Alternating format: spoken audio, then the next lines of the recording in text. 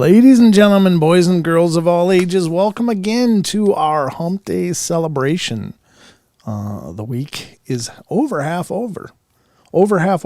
It's half over. Hope you guys are doing great. Thank you so much for joining us here on the Paranormal Portal. As always, we are thrilled to have you with us.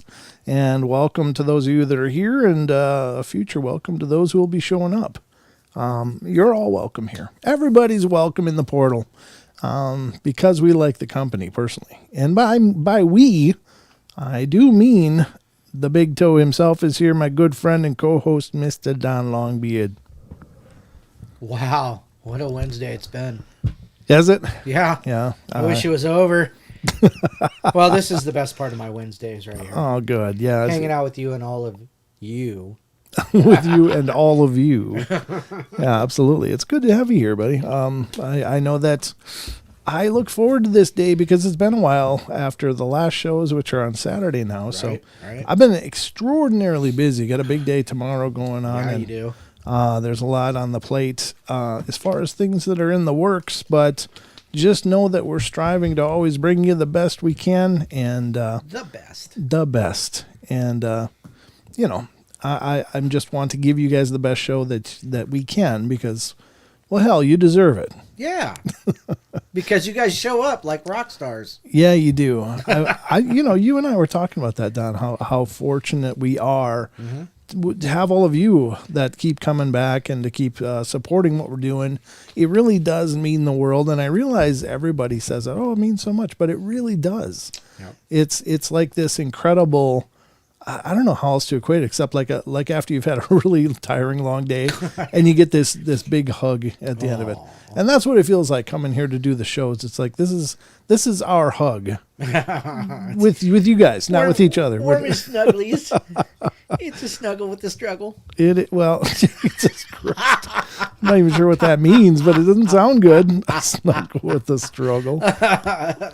Ooh, I got chills down my whole body. Like, see, that's the kind of effect I have on people. I feel like I need a shower. I got to go hose off after that one. Well, that wasn't what I meant. But anyway, we're hitting the ground running, obviously. But before we go any further, I'd just like to take a minute and thank our sponsor, Cryptid Coin IO is our sponsor, ladies and gentlemen. So indulge me for a second as I tell you a little bit about them. Why, certainly. All right, ladies and gentlemen. So Cryptid Coin IO, Cryptid Coin is a brand new cryptocurrency that's out there. And it's a really cool approach because most coins out there are investments in themselves, which is fine. And some do great and some don't and whatever. But this is one that is at the heart of the cryptid research communities because the plan is to fund or offer grants to research teams around the world, teams that research cryptozoological subjects like Bigfoot, Dogman, Nessie, Mothman, you name it. Wendigo, skinwalkers, yeah. I mean, the crawlers, and so many things out there that people are looking into. And currently, those efforts are self-funded. Like people have an interest in it. They feel motivated to take their own time, their own resources, and go out there and see what they can find. And I think that in and of itself is incredibly admirable because there's nothing about it that's cheap and easy.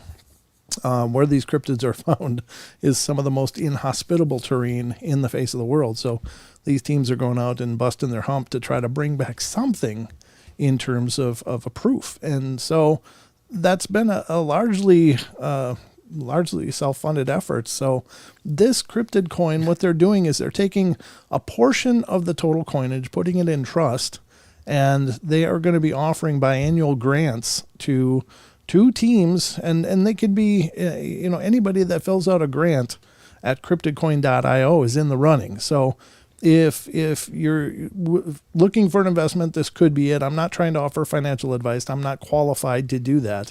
But I really have to support the idea that they are also investing in the community and investing in the hunt for these amazing creatures. So if you're on a team, or you know of a team that goes out and looks for Bigfoot or Dogmen or whatever, have them go over to cryptidcoin.io and learn about the grant process. And they could be in the running.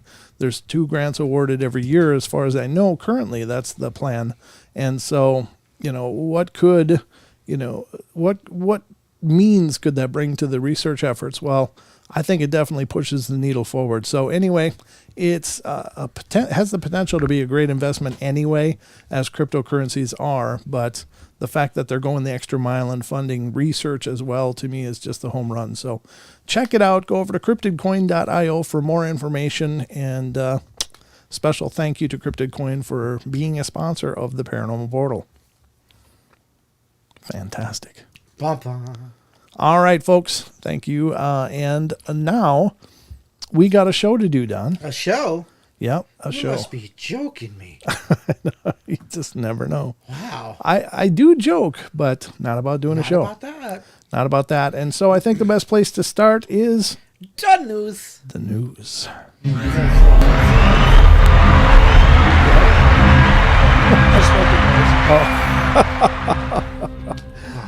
I think that's wonderful. Ooh, I froze up. Oh. I froze up. Everything froze up. Yep, it sure looks like it. There we go. Not responding. Oof. All right. Looks like it's responding again. I don't know. Everything buffered there for a second, folks. Sorry about that. Now it's way behind. Look at that's just there. All right. So we'll get there. I want to make sure it's yeah, it froze. I just want to watch and make sure. Everything looks good to me. Does it? Mine's still frozen over here. Are you No, sure? it's still there it goes. It's okay. good. We're good. All right. Looks like we're back and at it, folks. Sorry about that. I don't know. Gigi, leave me alone. The old computers been working hard for a number of years. I really desperately need an upgrade, but we're getting by with it as we can because, speaking of self-funded, for real, the technology of the Paranormal Portal is mostly self-funded. So it's more like Luddite style. I gotta open up the side and change my hamsters. I tell you, man, you should start a OnlyFans only as well. I just upgraded my profile to add 2 pictures. Ooh, nice, very nice. 2 pictures. How is that going for you? It's not going good. Yeah, not yet. Okay. Well, it takes a while. Those things don't take off right away. But I just thought, everybody wants to see my moves, and your moves. I guess I was wrong. No, I don't know. Maybe they're shy. Here, no, wait. I can't don't do that. I can't do that because you got to pay for that stuff. All right, folks, welcome to the Paranormal Portal News. And as always, we're going to get into the strange and weird news that shapes the Paranormal Portal. We just did it. That was definitely on the hot sheet. That was definitely paranormal. All right, I got a few articles pulled up for you guys, so let's get into these. And this first one is brought to us by unexplained-mysteries.com. A great site. If you get a chance, definitely check them out. They have a myriad of incredible articles over there, and they're all usually pretty short format, so it makes for a quick read, and you kind of keep on top of what's going on. But the first one is from unexplained-mysteries.com. Scotland recorded 47 UFO sightings during 2021. Wow. I wonder if I don't know what their average is, but you got to wonder with all of the pandemic stuff, if that isn't just a lot more people are sitting around looking. Yeah, no doubt. Because, when life is moving as it should and normally does, a lot of people are, they got their nose to the grindstone. They're just not looking around. But then when you got people sitting in their homes, like suddenly you start watching the squirrels a little more, and everything becomes awfully interesting all of a sudden. You might actually find that bag of marbles you lost. Yeah, chances are it might turn up. So looking through their couch cushions, the usual. But apparently there's 47 UFO sightings during 2021. Yeah. And it says figures released by a British UFO research organization have revealed an increase on previous years. Again, Is that an actual increase or just the fact that more people are paying attention? Get off my screen. Okay. What were you talking to? Jimmy Jean. Oh, being home to the Loch Ness Monster, Scotland's certainly no stranger to the unexplained. However, its penchant for mystery doesn't end there. According to ufologist Ash Ellis, the country saw a total of 47 UFO sightings during 2021, an increase of 9 on the previous year. Wow. Well, that's not a huge increase, right? 67 to, well, is it 68? Or, God, my goodness, 30? Oh my gosh. You're going the wrong direction there. It's a Wednesday. Yeah, it Actually, is. today's all Tuesday. Oh, yeah, okay. What is this? Lanarkshire turned out to be home to the most sightings for the second year running, with 19 reports. Wow. To build up the list, Ellis and colleagues examined reports submitted to MUFON, the Mutual UFO Network, BUFORA, which is British UFO Network. Where do they get the "ruh"? B before "ruh." Okay. And New Fork, National UFO Reporting Center. New Force. Sorry. C. That's the one over in Davenport, Washington. That's what I thought, yeah. But they must take global reports as well. Well, yeah, absolutely. Okay. Yeah. I didn't know that. There were even 4 sightings reported directly to the police.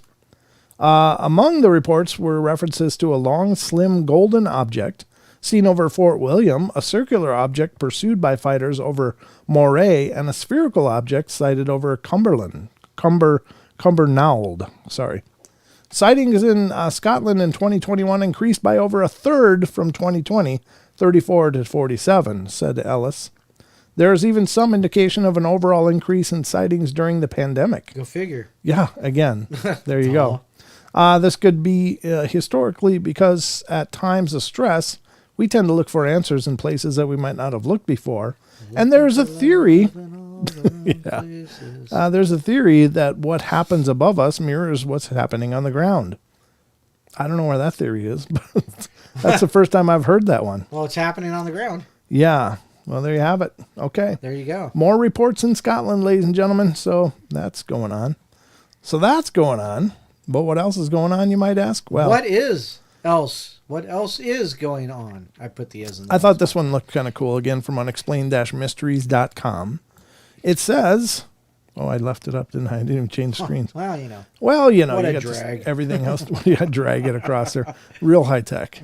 Can your dog actually understand what you're saying? Probably not, but they can certainly understand the emotion that goes behind it. Right. No, that's a good point. I remember a Far Side cartoon, and it was like somebody going, "Damn it, Rufus, you know you're not supposed to be up on that couch. What are you doing, Rufus? You chewed on my pillow, blah, blah, blah." And it says what we say, and then the next panel is what the dog hears. It's like, blah, blah, blah, Rufus, blah, blah, blah, blah, blah, Rufus. Yep. And that's about right. But you're right. There's a tonal inflection that they certainly can recognize, and I'm sure that's where it comes from.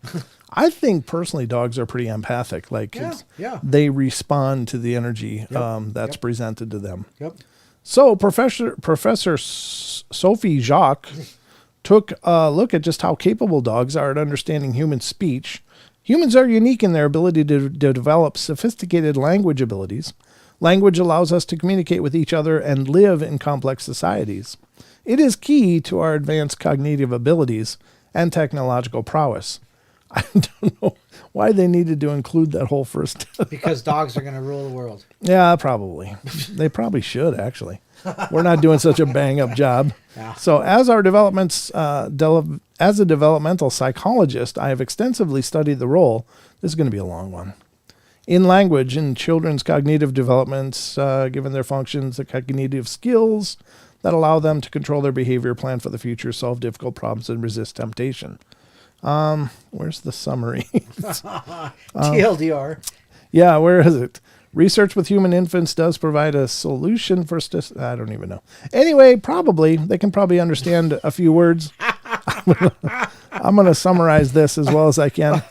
Like I think I've heard some estimates that dogs have, some breeds of dogs may understand as much as a 3-year-old child, like as far as words and meanings and stuff. So it's possible they can have a little bit of a vocabulary. Sure, I mean, absolutely. like if you say out, your dog goes, oh, yes, let's do it. And, they get all waggy and they're happy and stuff. But I don't think they're going to understand when you're, oh, you okay? What's going on, buddy?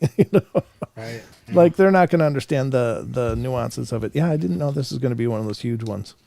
I kind of pulled it up and did not screen it. I'm just looking for anything. What is not clear is whether language actually causes the emergences of executive functions. Ooh, there's too much big words in this. Yeah, time. there's executive functions. Are you there's serious? science in there. It just got too sciencey for us, folks. There's no way we're going to operate at that level. Not for the rest of this show. In fact, we usually go down in IQ as the show goes on. That's We start. It usually starts out pretty low, but believe it or not, it gets lower. It actually goes downhill from there. So you're already past the peak, folks. Yes. Just to let you know. Just hang it up.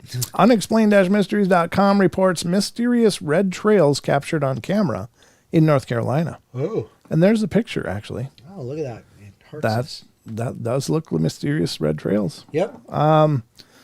Artist and photographer Wes Snyder captured a time-lapse recording of the trails while filming the night sky. So it's a long exposure, probably up to a minute long, probably. And that's why you see stars here. It lightens up the field quite a bit when the aperture is open for extended periods. But this was the... I know what that is. What? That's the worm. The worm? The worm. I don't know what that means. Grendel. Yeah, nothing. Grendel. Oh, gracious. Okay, my brain's dead. But it's the worm. Okay, the worm. It might be. Artist and photographer, the phenomenon, which is filmed by a camera overlooking the ocean pursuit shipwreck at Nag's Head, appears to be a series of red circular patterns in the sky to the right of the frame. I mean, that could just be somebody's drone, right? Yeah. It just could be a drone. On a drone, yeah. Yeah. The footage shows a number of regular aircraft trails for comparison, each individual image recorded on time-lapse with a 10-second exposure, and with approximately 1 second between them. I've caught thousands of plane trails, however, never have any of them looked like this, so I'm certain they're not your typical aircraft, Snyder told McCarthy News. I've caught these trails before in several other time lapses, but I have yet to figure out what kind of plane possibly has these capabilities. Whatever they have some sort of incredible maneuverability. According to Snyder, the footage was recorded on September 27th between 8 and 10 p.m. The phenomenon was visible in the sky for around 20 minutes. Despite the peculiar nature of the recording, however, Snyder has not jumped straight to an extraterrestrial explanation.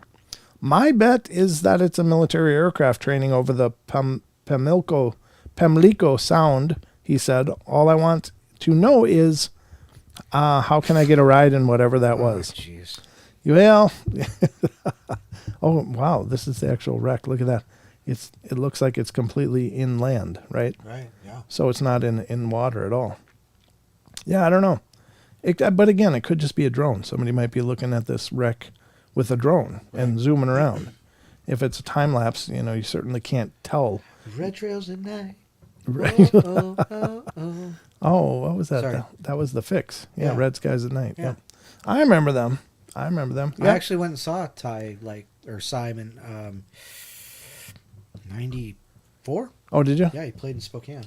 Oh, very cool. Yeah, it was nice. It was All right. So there you have it, folks. There's red trails in North Carolina. What are they? We don't know.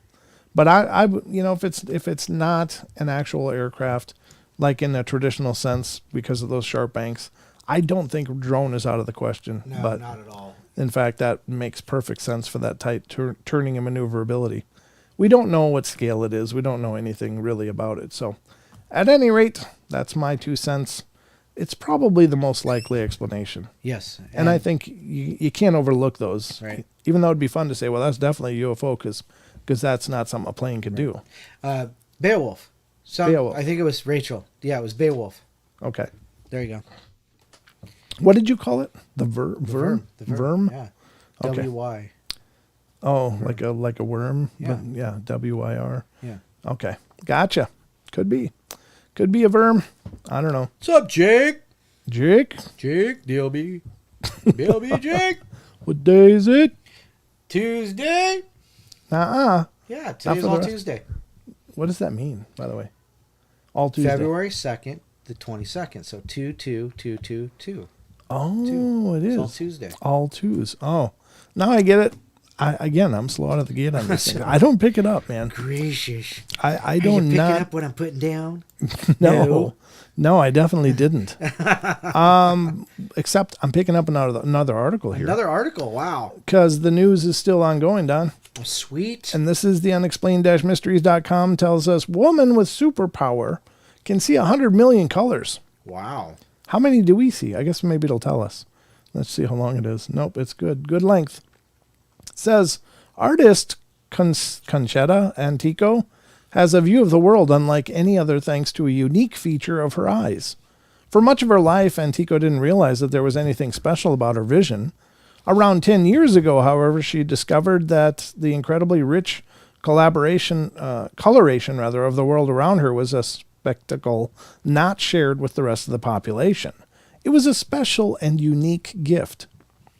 Antico is what is known as tetrachromat, okay, which means that her retinas have 4 color receptors instead of the normal 3, enabling her to see 100 million colors as opposed to 1 million. Oh. Wow, that is quite a jump. I don't know how you'd notice, though. I don't know either. Of course, I must just be a moron with like 2 receptors. You're just in black and white. 25. The remarkable psychedelic view enables her to see subtle colors in everyday things, which has heavily influenced her art, her personal style, and just about everything else about her life. It's not just an affect. It's not an affectation, and it's not artistic license. She said of her art. Right. I'm actually painting exactly what I see. If it's a pink flower, then all of a sudden you see a bit of a lilac or blue, and I actually saw that. I didn't know I was not experiencing the world like other people were. For me, the world was just really colorful, and it's kind of like you don't know you're a zebra unless you're not a zebra. I always felt like I was living in a very magical world. I know children say that, but for me, it was like everything was hyper wonderful, hyper different. And I was always exploring into nature, delving and trying to see the intricacies because I'd see so much more in detail in everything. Okay.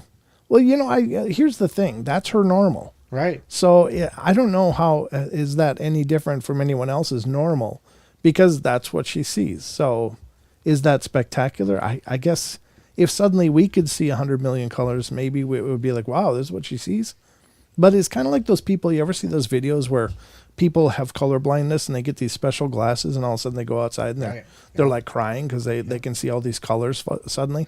I think it's more powerful if you would say like, if we were talking about like people who haven't heard anything in their entire life and they get the cochlear implants and they hear for the first time, watching babies do that is amazing. It's beautiful. Yeah. So yeah, same kind of thing. But yeah, I mean, I don't know if it would, I don't know if I'd notice it.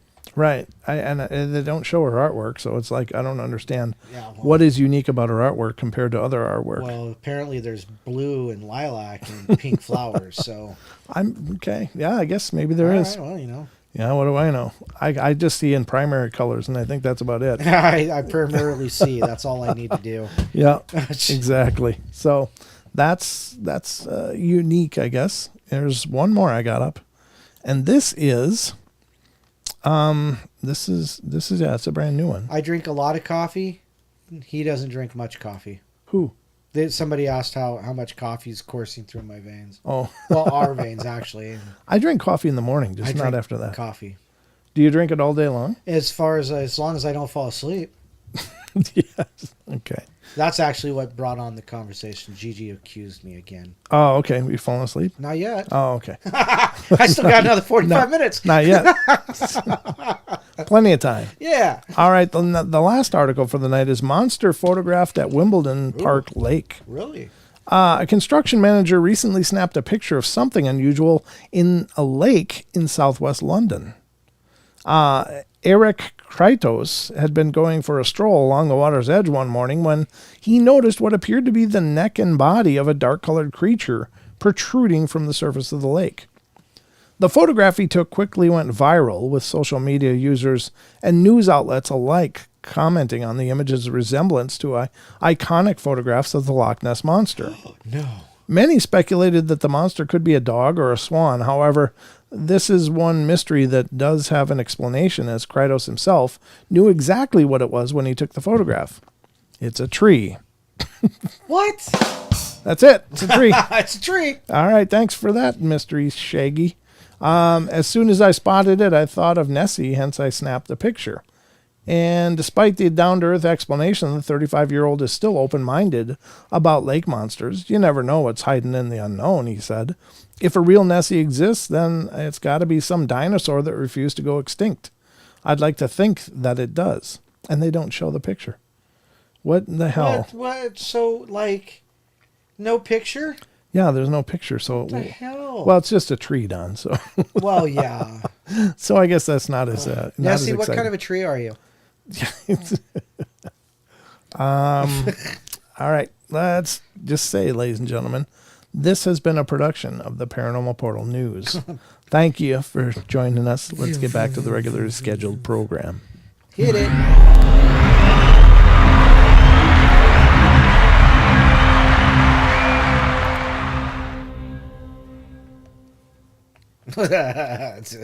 What? I asked her what kind of a tree, and Casey Jones says it's a birch. A birch? She's a birch. Well, I'm just wondering, how much of a delay is there? I don't know. Not too bad, I guess. A little bit. She says she's a rotten tree. she's a log. Are you a log? A rotten tree. I don't know. All right, folks, we got a lot more Paranormal Portal to bring you. As such, what kind of tree are you? I guess that's the question. If you could be a tree, ladies and gentlemen, what would you be? I'd be a hardwood.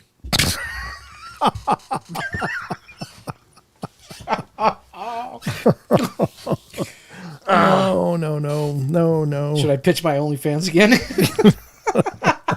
Just give him the link, Don. Let's get this over with.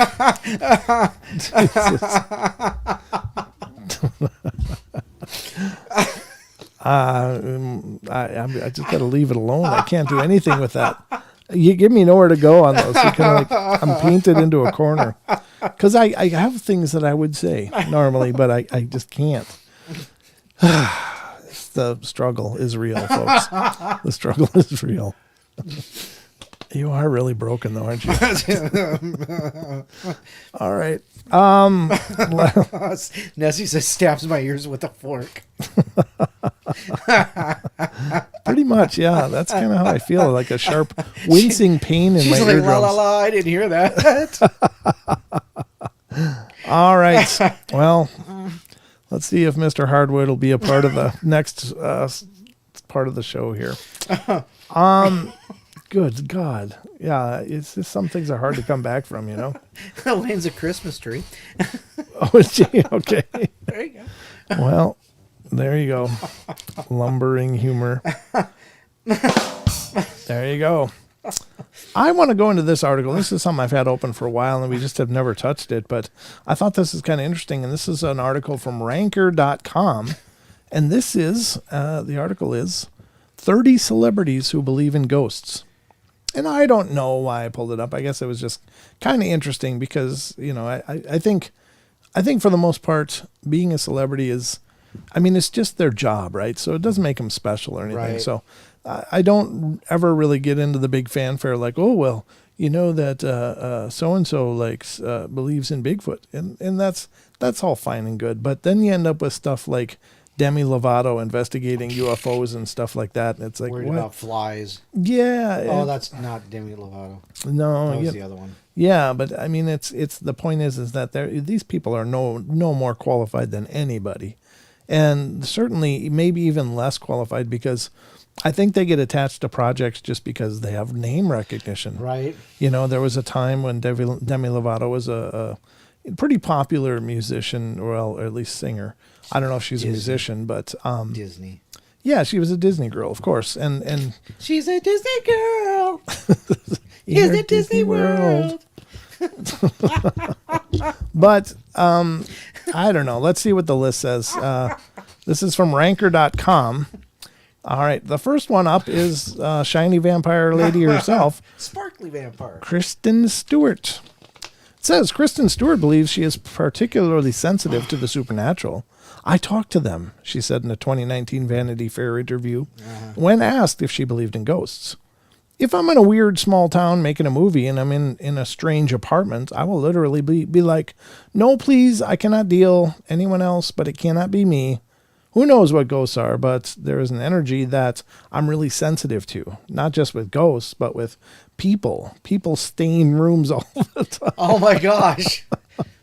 What are they doing in your rooms, Kristen? Why do you take a black light with you? Yeah, you gotta what wow, is it? This room's just really painted. Yeah. Was there a rave here? What's with the black light paint?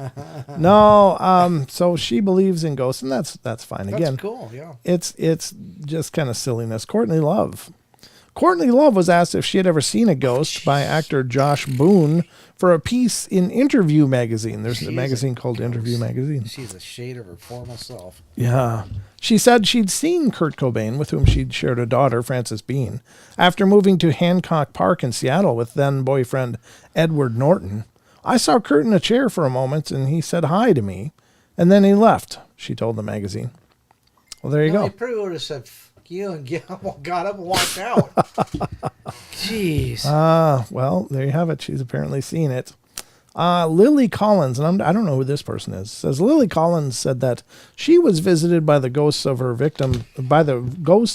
the victims of serial killer Ted Bundy while preparing for her role in 2019's Extremely Wicked, Shocking, Evil, and Vile. The actress said that she would wake up every night at 3:05 a.m., after which she would go downstairs to have a cup of tea to try to figure out what had awoken her. I discovered that 3 a.m. is the time when the veil between the realms is the thinnest and one can be visited, Lily said. I didn't feel scared. I felt supported. I felt like people were saying, we're here listening. We're here to support. Thank you for telling the story, Lily said of the visitors. In 2013, Lily Collins claimed that she had met a ghost while staying at location in Ireland. She told Jimmy Fallon, I felt a rush of air across my body and I heard all the doors slamming, like fire doors, the ones you don't hear opening, but then the air, it closes, 3 of them. And there were 3 doors outside of my room. Okay, I don't know what that means, but I guess she had doors slamming. Bill Hader. He's such a hater. When Ellen asked Bill Hader to tell his rumored ghost story on the Ellen Show, he openly admitted that a hotel in Ohio he met some spooky circumstances. It's in Ohio. Yeah, everything's in Ohio. Yeah. He starts by describing a potted plant that was mysteriously knocked over in the night. Next, he noticed the sink had been filled to the brim, though the faucet was off, and when he asked the hotel staff about the odd encounter, they simply explained that his room was haunted.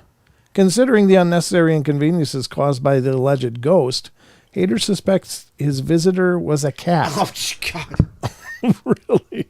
Okay. Well, it was a potted plant. It's like, we're not going to put this here. Bat, bat, bat, water. Yay. Yeah, I will say. Cats love to do that stuff. They love to smack things off of counters. Olivia Newton-John. Yep. Wow. She's a believer, Don. Yep, I'm a believer, too. In her memoir, Don't Stop Believin', Newton-John opens up about her spirit guides who hover around her on stage and give her the strength to perform to the best of her ability. Especially when she's on skates. What? Xanadu, man. Xanadu. Was that a skating thing? Yeah. Oh, okay. I didn't remember at all. Wow. I don't know that I ever saw it, to be honest with you. I just remember that song because it was on the radio. Yep. So I guess you checked it out. Okay. She says her family and friends, including Karen Carpenter and John Denver, are always around, supporting her in the public eye. Nice. Well, that's good. That's good support to have. Jennifer Aniston. Miss Trainwreck. Gotta love her to death, though. She just looks like a nice person. She's, the girl next door, yeah. Yeah. While appearing in the Late Show with James Corden, Jennifer Aniston explained she once had a ghost living with her that hated her roommate. Brad. Well, Sorry. She didn't like Mr. Smith. Jenny McCarthy. Oh, God. I haven't heard anything about her forever. And that's probably a good thing. I don't really have an opinion either way, but on July 16th, 2018, Jenny McCarthy posted some seriously spooky footage on Facebook, claiming her house was haunted. In the video, McCarthy checks her reflection in a mirror in her living room before exiting, and then you hear the piano playing, seemingly all by itself. You can also overhear a frantic conversation between McCarthy and her husband regarding the incident. However, not everyone is buying the story. Some online sleuths claim the piano sound is actually just the noise Google Home makes when it's turned on and off, and it's not clear whether McCarthy genuinely believed the sound to be supernatural in origin or if she was intentionally trying to mislead fans as part of an advertising campaign for the device. You've got to be joking me. That beautiful blonde right there. She's a knockout, yeah. But Miley Cyrus is next. Oh, my gosh. Well, you do enough of that, and yeah, you'll see quite a few things. Wow. Like a wrecking ball, brother. Yep. All right, in 2013, Miley Cyrus said that she saw ghosts in her London apartment, and she told Elle magazine, "I thought I'd seen a little boy sitting on the sink watching me take a shower." Oh, geez. So I felt really freaked out. Right. I was sitting there next night, and maybe I'm crazy, but I could have sworn I could see his little boy sitting there on the sink, kicking his feet, going, "Hey, lady, don't you need another shower?" There you go. I don't know. I guess if you're a ghost, I mean, what would you do? I mean, really, it's like, what is there to do? There's not a whole lot left of Miley Cyrus to see. Not for the next one either. Hailey Berry. After filming the movie introducing Dorothy Dandridge, Hailey Berry claimed that she was visited by the ghost of the dead actress.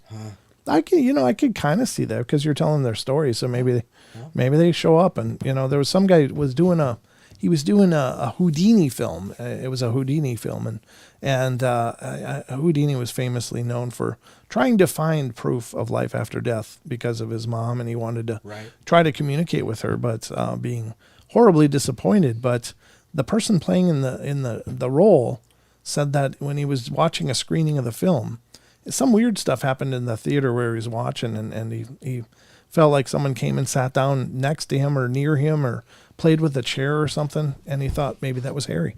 I don't know, maybe. But it's possible. Lady Gaga. In 2011, Lady Gaga said she was haunted by a ghost named Ryan. Oh, my. Just that's it for the whole thing. Could you imagine her, she kind of has a passing likeness to Amy Winehouse. Yeah, she kind of does now that you say that. Does, yeah. Yep. Yeah, there's a distinct similarity in that. Maybe it's in the jaw or in the eyes, both. Maybe it's not the same person. Maybe it's the same person. Ooh, that's spooky. Yeah. All right, Kate Hudson's next. Oh. Kate Hudson said she's seen many ghosts in a house that her mother rented in London. She also claims to have been visited by the spirit of her dead grandmother. See, now I totally think that's very possible. I think our loved ones often check on us, and that's cool. That's perfectly cool. London, again, it's an old city. It's a very, very old city. So I imagine there's tons of ghosts in London. Nick Cage reportedly believes in ghosts. That's it. It's one sentence. He reportedly believes in ghosts. That end. Did you ever watch, was it Bringing Out the Dead? He was the ambulance driver. No. And he was just friggin' nuts. Oh, really? Oh, my gosh. I've never, and I don't mean to say anything disparaging because I don't know the guy, but it seems to me that he plays the same character in every movie. Like, no. Yeah, don't you think? Yeah, in a big way. I mean, because you go from his, his suspense thrillers, whatever, Gone in 60 Seconds, and then you go to like, what was the Jiu-Jitsu? He did a movie called Jiu-Jitsu. Did he really? And and then he did, and it was just bad acting. Oh. The only reason he acts is because of his uncle. Isn't that Coppola or whatever? Yeah, Francis Ford Coppola, yeah. Yep, that's what I thought, yep. Yeah, so, but he actually does have a couple good movies. Matchstick Men was really good. Wasn't he in that, where's that one in, where they're digging up the History of America and what is it, National Treasure? National Treasures. Yeah, those are pretty. Those are decent. Yeah. But you know, you just look at his timing. His timing sucks. It sucks. If you want to see a bad timing, what's the other one? He could see like 3 seconds into the future. Next. It's called Next. Oh, okay. And never did watch that. The acting in that sucked too. Okay. Well, it's I digress. He has had a couple great. Oh, look! It's your favorite, gosh. Don. Wow! Yeah. Demi Lovato. Girl. In 2013, Demi Lovato explained that she believes in ghosts. She said, "I go ghost hunting. My house in Texas is so ridiculously haunted, not by a bad spirit, but a little girl. I think her name is Emily. I've had a medium come over and ghost hunters, and they both told me the same name, Emily." Huh. Well, maybe Emily's hanging out. Yeah. I mean, gotta have something to do. So an INFP, huh? INFP? Yeah, it's a Myers-Briggs type. INFP. Casey Jones says he's an INFP. Oh, okay. I don't know if he'd be introverted, but he's certainly got... Nick Cage? Yeah, okay. So, gotcha. I don't know. Maybe.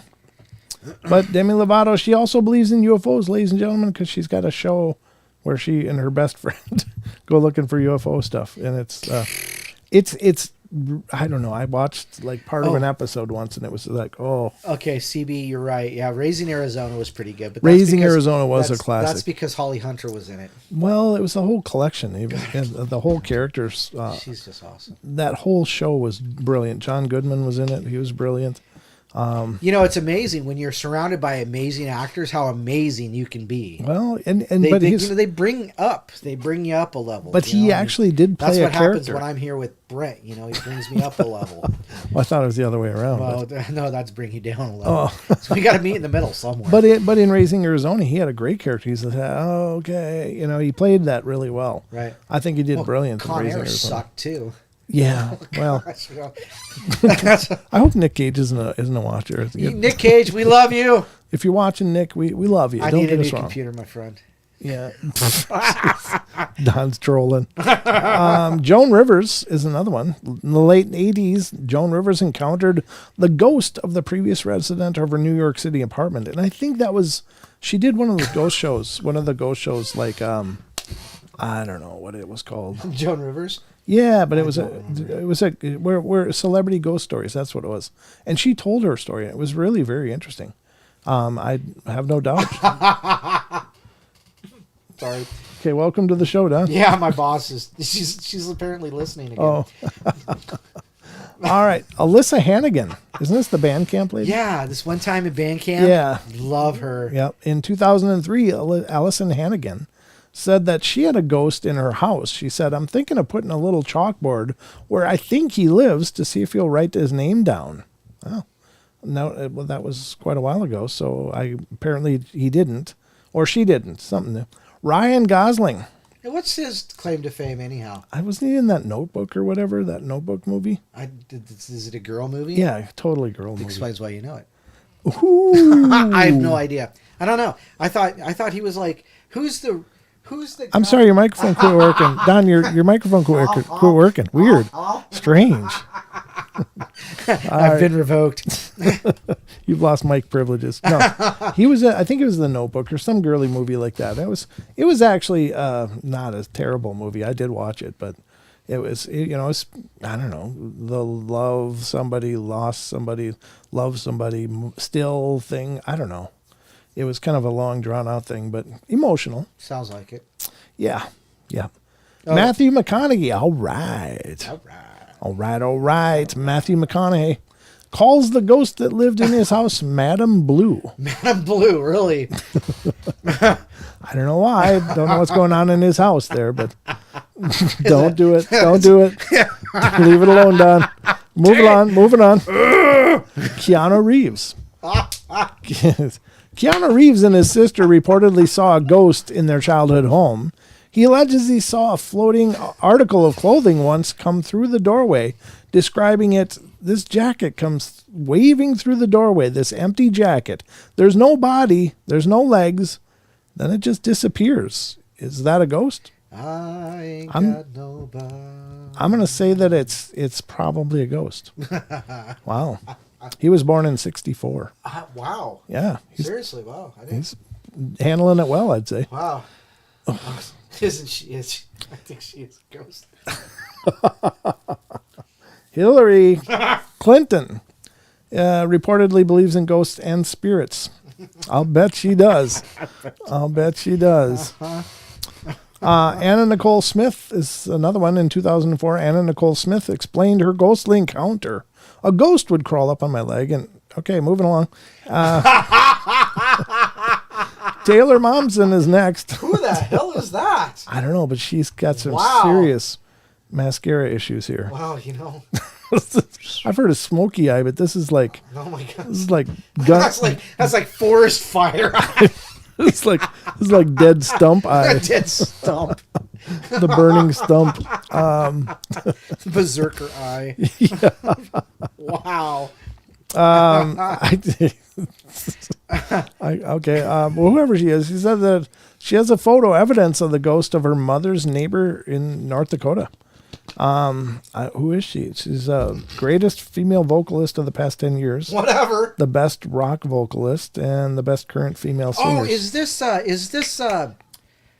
Pretty Reckless? Is she the singer for Pretty Reckless? No idea. Pretty Reckless. She was also Cindy Lou Who in the Grinch movie. Oh, okay. The Whoville. She was Cindy Lou Who. Okay. If that's who it is, yeah. All right, maybe it is. Anybody in chat, if you know, let us know.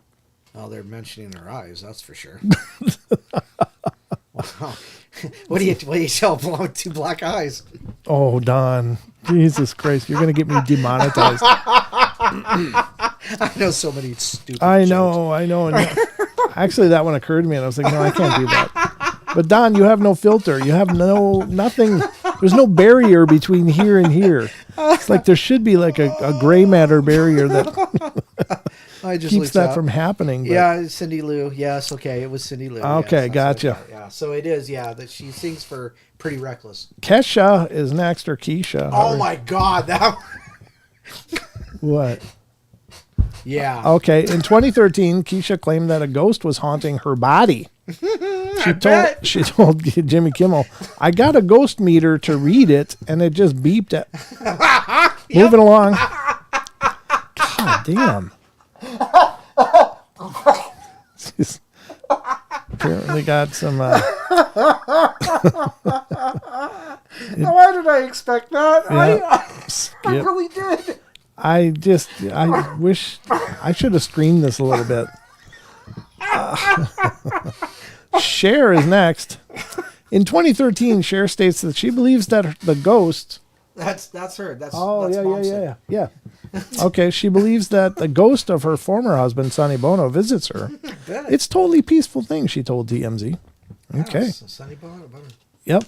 Dan Aykroyd. There you go. We know he does. Yeah, he's all about he comes from a family of investigators. That's actually. Correct, yes. His grandfather and parents were involved in investigating.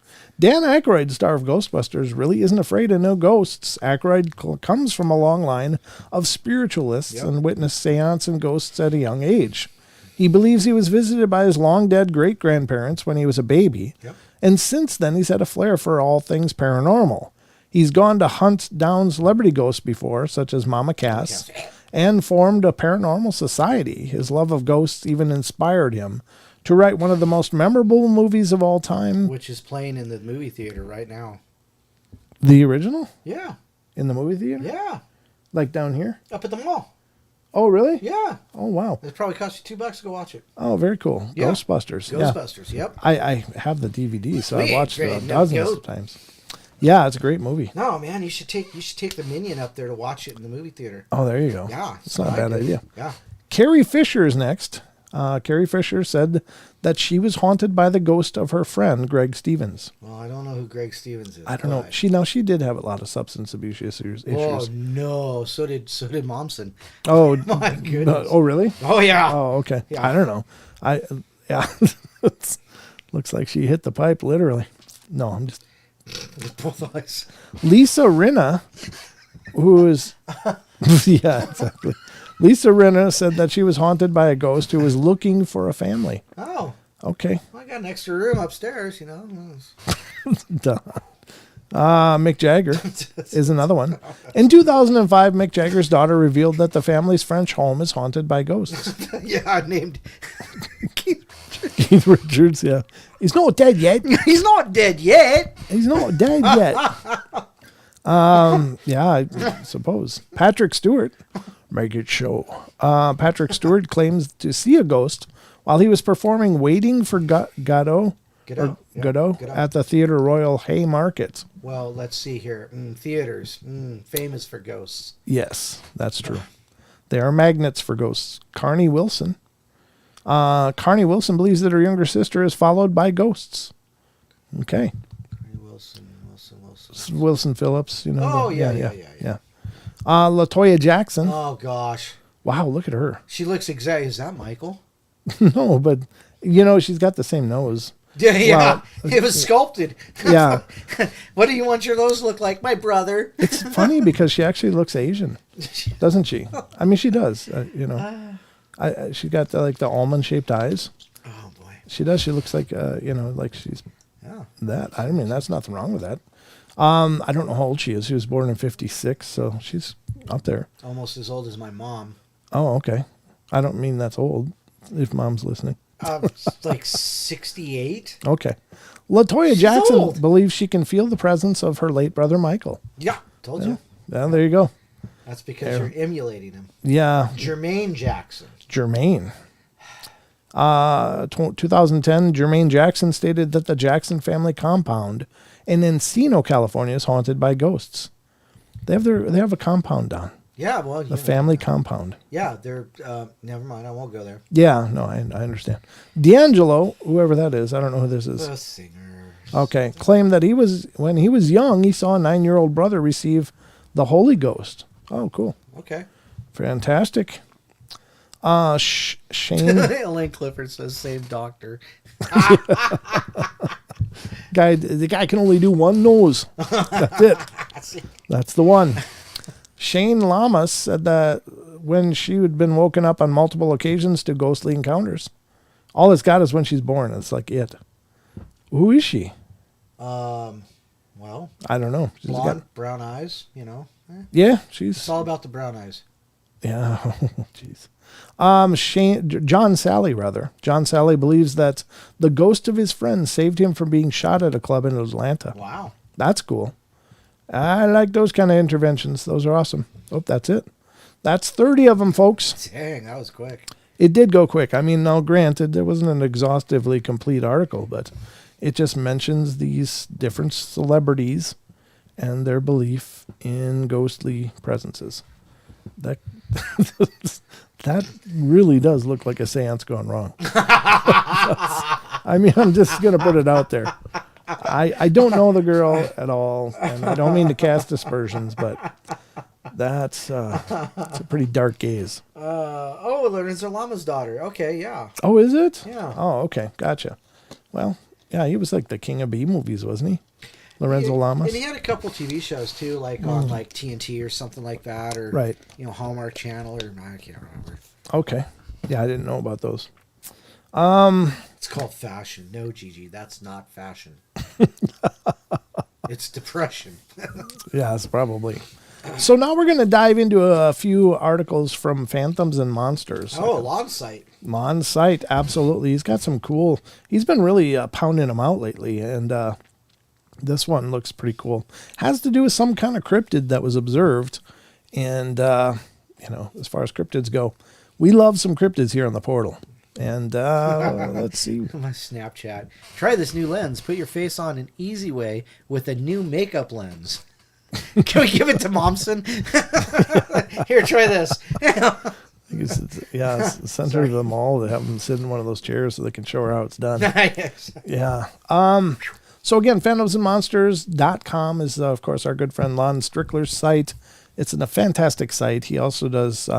I think it's Phantoms and Monsters Radio. I think he's just renamed it now. It was Arcane Radio, but I think he's calling it Phantoms and Monsters Radio now as his podcast, which is, I think, smart. That's a that move. way people can actually put it all together. And right. This is lawn stuff. Yep, exactly. Yep. So definitely head over there and check it out. There's so much articles and reports that are done over there, including some research elements that they are involved with, including the Dogman in Pennsylvania is being researched by part of his team, as well as the Mothman phenomena is also going on, and so you can find articles about what they're looking into there as well. So very cool, very cool. That looked like a new name. Who's that? Well, this doesn't scroll for crap. Srikandi Warrian. Okay, Srikandi Warrian, welcome to the show. I just saw that name. I was like, wait, I don't recognize that. I hope I'm not brutalizing that too much, but welcome to the show. Thanks for stopping in. Huh? Nothing. Okay. All right. Well, I'd been known to brutalize a name or two in the history of the show here. So not by once, but just because, my tongue only does so many things. That didn't sound right at all.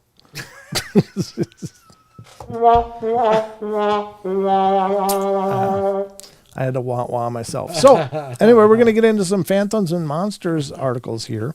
And the first one that we're going to visit here is from January 31st, so just a couple days ago. And it is 8-foot-tall cryptid observed in Sperrins Mountains, Northern Ireland. So obviously, I have good friends over there at the yep. Irish Bigfoot Research Organization. IBRO. Yep, IBRO, the Ireland Bigfoot Research Organization. And I was the narrator of their latest documentary. They've got another one in the works now of their research efforts over there, but they've found plenty of evidence in North Ireland, or in Ireland anyway, to substantiate the fact that there most probably is Bigfoot or some version of that over there. Right. They call it the woodwose most commonly, but that is believed to be not the traditional Bigfoot. It's somewhat different. But as they maintain, they may have both, and I find that very interesting. But they found some really compelling tracks. They've got some amazing eye shine, and you can check out some of their documentaries. I think they may be on Prime. I don't know.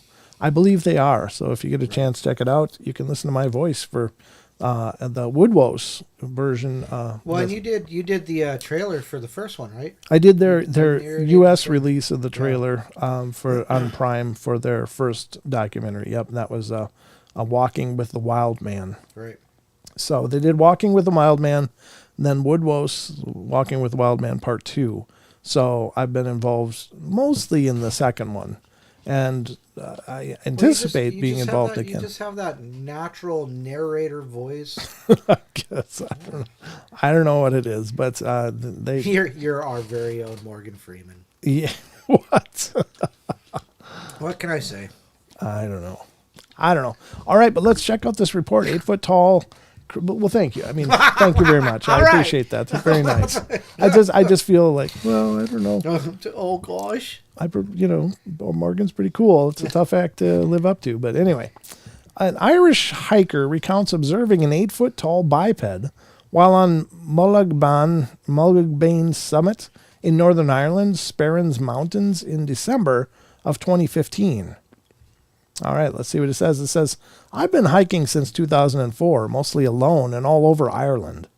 In December 2015, I was in a very remote area, an isolated area in the Sperrins Mountains, and I'd walked to 3 hilltops surrounded by dense forests and was heading back up a hill towards the tree line to my car when I saw something very tall and large moving faster behind me 1 kilometer away. It was walking, heading down the hill towards me on a route I had just taken.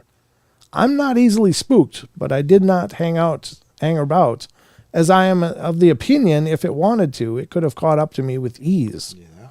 I have pondered this for a while now, but I've not a clue what it was to this day. As I see people on the hills and mountains at various distances, but this was taller than a 6-foot person at the distance that I saw it. 8 feet plus is my guess. As I didn't have a gun and only hiking poles, I was not about to wait and find out. My hiking bag now has binoculars added. I have my walk recorded on the GPS unit. I walk all year in all weather from good to zero visibility, and I'm well used to seeing everything appearing out of the mist. But on this walk, I had great visibility, and I know about the optical illusions and what lone trees can give when walking. I don't know what I saw, as I see deer and quad bikes on the mountains regularly, along with hikers, dogs, and runners, depending on where I walk. All I can say is the thing I saw, for want of a better word, was out in the open following a fence down a hill I had just left in the same direction. It was moving fast and was on 2 legs at and 8 foot plus easy in height. I'm not one for seeing things, but this was huge and spooked me big time. I'm now going to carry a monocular with me when hiking, as it's handy to put in one pocket. Even at my age, middle 50s, I have only ever seen 3 badgers in Ireland, so I certainly didn't rule anything out in life, as most wild creatures are very cautious and secretive and rarely seen. I'd like to see I would like to see camera traps being set. Mm-hmm. The area I walk in was wet, but no river with some very marshy ground on the first hill and near my starting point, up past 2 forests. The hill is known as Carnelly West Top and is 505 meters tall. The big thing was coming towards me as I left Carnelly West Top and was walking towards the Mullogbane summit, and that's all I can tell you. I actually waited at my car for it coming over the top of Mullogbane as I exited over the summit and turned left heading west to my car parked on a very minor road. Nothing appeared, not something I wish to repeat again. To date, I have walked nearly 300 different mountains in Ireland alone, from one end of the country to the other, so I see a lot of great views, and sometimes nothing, but this was totally different. Having walked nearly 50 of the 100 highest in the country, to date I have walked nearly 300 different mountains in Ireland alone, from one end of the country to the other. I'd already said that. So I see a lot of great views and sometimes nothing, but this was totally different, having walked 50 of the 100 highest in the country. Name was withheld. So that would be creepy, though. You gotta admit, you're out there in the woods and you look behind you and something is coming on your exact trail, following your exact trail, not really aware that you're there watching it. But wouldn't you want to just like poop? I mean, really, if you look down and saw something 8 foot plus, like on a beeline, following your path. Yeah. Oh man, I can't imagine how that would feel. It just like, that's like a whole body pucker. Like, yeah. Oh, well, because what happens? It's following you. Right. What does it want? Yeah. What do you want? Yeah. I mean, that's the first thing I'm thinking. What does it want? Does it eat people? You don't know. Is it following the scent of me pooping my pants? Yeah. It's following my vapor trail. What the hell is Gobbler the Cobbler? Huh? Must have been something. I don't know. I don't know either. That's very strange. So that's a creepy report, because it's nothing new to suggest that these things shadow people when they're walking, but this one didn't seem to know exactly where where the person was, and I think that's the big takeaway. Nobody knew. It didn't know where he was, but he was at a vantage point that he could see it, and it was following his trail perfectly. Right. Oh, that would be a horrible feeling. Yeah, I'd be worried about it. Yeah. Me too. So. Do I smell like food? Just roll you in gravy. It's a taco. Well, you keep telling me I need to rub down in bacon grease and go stand in the forest. I don't think that's a great idea. I'm just doing it for the research, Don. Yeah, right. Bait needed. Safety not guaranteed. Nope. Yeah, that was me. I put out that ad, Don. I wanted you to find it. We'll rub you down in grease. Rub you down in pork. There's enough pork belly here. Don't need more. No, you don't need more. No, but that's a creepy story. Then no follow up. That was it was just a one-off sighting, and that's the kind of good one-off sighting to have. It's like at a distance, it's safe, and the person was able to make it to their car with no problem. Ruger, Daniela had what happen? The bacon grease? What? Rug says Daniela had that happen. Oh, had what happen? Had what happen? Now I need to know. Hey, Ramon. Hey, Ramon. Good to see you. Speaking of seeing people, who's here? Oh. Can you do shout-outs on there? I can do it over here. Yes. I think I... No. There isn't very many people talking. Well, if you want to shout out, you got to start talking because I can't do it here. Our list is pretty small as it is right now. But I can tell you that so far, Aggravated Progressive, Casey Jones, Elaine Clifford, Gigi's here, Maggie M10, I'm here, Rachel Gets It Right, you're not even here, Don, Ramon Latruga, Ruger Ridge, and somebody from Russia. Yeah, Aggravated Progressives here. Did you get Maggie? Did you say Maggie? I did, Maggie. Yeah. Portal Mom's here. Portal Mom, yep. Let's see, CB... Here comes some more. Cold Stairs just came in. Oh, Cold Stairs just came in. Cool. Yep. Casey Jones. Casey Jones. I don't see that one. Oh, yeah. Casey Jones popped up here, too, now. And the Farm's here. Farm's here. How you doing, Farm? Good to see you, brother. Yeah. So that's, I guess, the shout-outs for now. Somebody else pops in. Now there's a bunch. Brad 4C just popped in. Hey, how are you? Digger Dog. Digger, yeah. There's Digger. Ruger, Richard Elmore. Yep. Good to see you, Richard. Cool. And Ghost Magnet 81. How you doing? I don't know how to say the Russian name, so I'm sorry to the person who has the Russian name. My apologies, but I'm glad you're here. Thank you for coming in. Move on. All right. Let's continue. Get back to the... So I'm sorry if I missed you on the shout-out, but those are the people that were talking. So let's go to the next one from Phantoms and Monsters, because here's another creature. Oh, there you go. This one is one I've heard about for years and years, and I don't know what to think about it because, well, we'll get into it after I read the article, but this one's a weird one. This is, again, from phantomsandmonsters.com, and it's Goatman, Bigfoot, and Cryptid Shadow Encounter accounts. So let's see what this is saying. The following accounts were recently forwarded to me.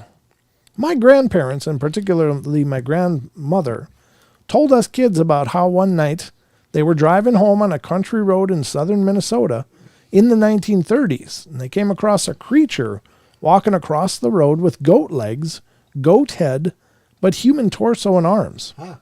Wow. It's called a satyr. That's what I was just going to say, yeah. It jumped off the road and into a cornfield. My grandfather went back to town, got some additional farmers, and they searched for the creature, but of course, they found nothing. Of course not. A couple of points. First, I have never heard a story like that before from anyone else. Second, my grandmother never told stories, and this is the one and only story like this or anything scary that ever happened to her. Third, I'm a science geek, and as a 10-year-old, I asked her all the time about that story, and she told it the same way every time. Yep, zero proof, and you can assume everything, but I believe my grandmother, yeah. I think that's cool because, you got to wonder, though, if it jumped down, did they not even find hoof impressions? Right. If it's got the legs of a goat, does it have the cloven hoof? And how would you distinguish that from a deer or anything else? Maybe you can't. Maybe you can't. Yeah. But that is curious. Next story. I actually live off of Fletchertown Road in Maryland, Prince George's County, and I have seen the Goat Man. This is around 2014. I was riding my bike down the Fletchertown Road, and one evening when the sun was setting, on my way back from my friend's place, I stopped to take a drink from my water bottle. I looked across the street and saw about 6 to 10 feet back off the road this large creature staring at me with shining yellowish eyes, a goat's head and legs with human arms and a torso. It was, in my best estimate, 7 or 8 feet tall. It moved closer to the road, and I just about peed myself out of terror. I hopped back on my bike and got out of there as fast as I could. I've not seen the creature since, but the memory still scares me to this day. This did happen to me, even if people don't believe it. Signed, BK. BK. And that's the interesting thing. What are these things? They are so rare. Like, there's many more Bigfoot and Dogman reports than these kind of things. Right. But these kind of things appear to be out there as well. Android said that's only 45 minutes from him. Wow. Yeah. There you go, brother. You're in the neighborhood. Go check it out. The next one is, I was deer hunting in the Cherokee Wildlife Management Area in Oklahoma. I used the Zeb entrance. I walked east and south some, not sure how far, but I was sitting in my tree stand waiting for the sun to come up. and I noticed a big black mass kind of doing the same thing. The deer started across a small clearing about 50 yards wide. The deer stopped, looked straight at the black mass, and beat feet the other way. Before long, this thing stood up and followed them. I thought it best not to make any noise or move at all, no doubt. Yeah. Although when this thing started across the clearing, it looked right at me. Scared the daylights out of me. I never went back in those woods before light at all. Ever. I ended up dating the girl that lived across the road, and I told her the story, and her dad agreed with me. Just something I'll never forget. Thought I'd share it with you. Wow. That is wild. Ugh. What an emasculating feeling that must be.